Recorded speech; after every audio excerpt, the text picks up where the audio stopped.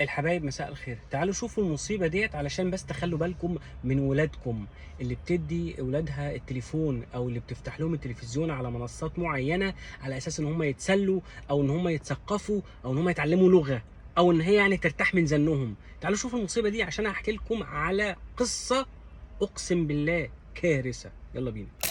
بالطبع أنتم تعلمون أنني مثلي، لكن بالنسبة إلى أمي أحب علاقتنا كما هي ولا أريد لها أن تتغير.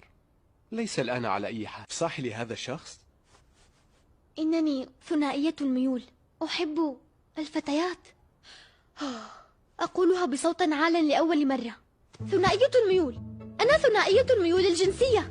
أحسنت يا نورما، تهانينا لك، هذه أخبار مفرحة. مختلف، أريد أن أعترف لك. أنا معجبة بك، لدي مشاعر نحوك منذ بعض الوقت. أريد أن أعلم إن كنت كذلك. يمكنك أن تجيبي كما تشائين. نورما، أنت أكثر الأشخاص غرابة وأروعهم. ليس المنتزه، إنه أنا متحول جنسيا، والجميع في المدرسة وفي المنزل يعلمون ذلك. ايه رأيكم في اللي انتوا سمعتوه وشفتوه؟ ده فيلم كرتون مدبلج باللغة العربية بيروج للمثلية وبيروج للتحول الكذا وبيروج للأفكار المسمومة دي على منصة نتفليكس، ومفتوح للأطفال عادي جدا.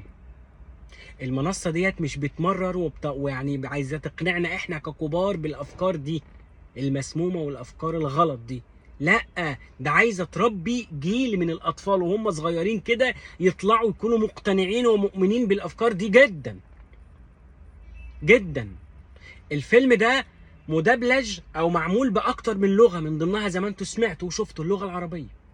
وناس كتير هاجمت المنصة، من ضمنهم مثلا ايلون ماسك اللي كشفهم وفضحهم وقال ان انتوا يعني بتضخوا ملايين الدولارات ان لم يكن عشرات الملايين من الدولارات عشان تروجوا للافكار دي. طيب القصه ايه بقى اللي انا عايز اقولها لكم؟ انا من حوالي شهرين 3 كنت قاعد مع واحد فنان نجم مش مصري، والله ما مصري، موجود في مصر، فعايز اشوفك معرفش ايه. تمام، رحنا قعدنا مع بعض، فانا حسيت ان هو متغير، فبقول له في ايه، وبعد الحق شديد جدا قلت له في ايه يعني الشغل هنا يعني في حاجه معرفش ايه. فقال لي لا والله ده الدنيا تمام، وهو بيعمل فيلم، يعني بيشارك في فيلم مع 2 نجوم كبار في مصر. المهم، فقال لي والله ده ابني مغلبني، في مشكله، في مصيبه. فقلت له في ايه؟ قال لي انا اكتشفت ان ابني عنده ميول مثليه بس مش بيولوجيه، يعني افكار. فقلت له ازاي؟ قال لي الولد تقريبا حوالي 10 سنين وفي مدرسه طبعا انترناشونال وحاجات كده وكلهم اجانب والكلام ده كله في دوله عربيه يعني. قلت له قال لي هو راح قال لمامته مامي انا بحب فلان صاحبي زميلي في المدرسه.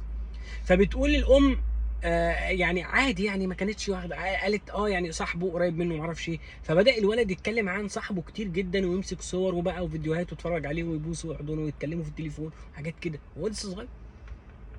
بعد كده الولد راح قال لمامته مامي هو ليه ما ينفعش لما نكبر نتجوز انا وفلان صاحبي؟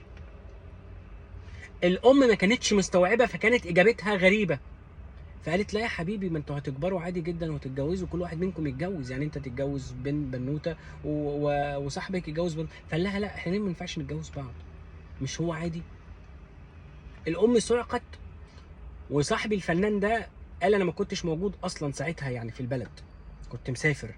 فبعد 3 4 ايام لما رجعت، فمراتي بتقول لي الموضوع، بيقول لي انا اغمى عليا. وبدات ادور ورا الولد وما اعرفش والكلام ده كله، وبدات ان انا بقى يعني اخضعه لبعض الكشف بقى، الكشف اللي هو يعني الذهني والحاجات دي كلها. واستعنت بدكاتره نفسيين والناس المتخصصين في الموضوع ده اللي اكدوا له يعني ان ابنه ما عندوش يعني ميول بيولوجيه، يعني جسمه عادي جدا، ولكن كلها افكار من الحاجات اللي بياخدها في المدرسه والحاجات اللي بيتفرج عليها والكلام ده كله.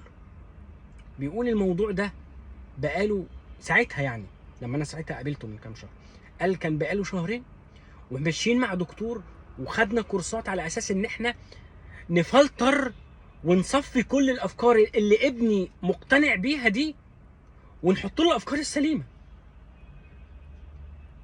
والله ارجوكم ارجوكم خلوا بالكم من ولادكم، وما تسمحوش ليهم ان هم يتفرجوا على اي حاجه من غير مراقبه. راقب من بعيد، شوفوا هو بيعمل ايه، شوفوا هو بيتفرج على ايه، على الانترنت، على المنصات، على الكلام ده كله. احنا منصاتنا العربيه محترمه، انا بتكلم عن المنصات العالميه، وربنا يسترها عليكم وعلينا. شكرا.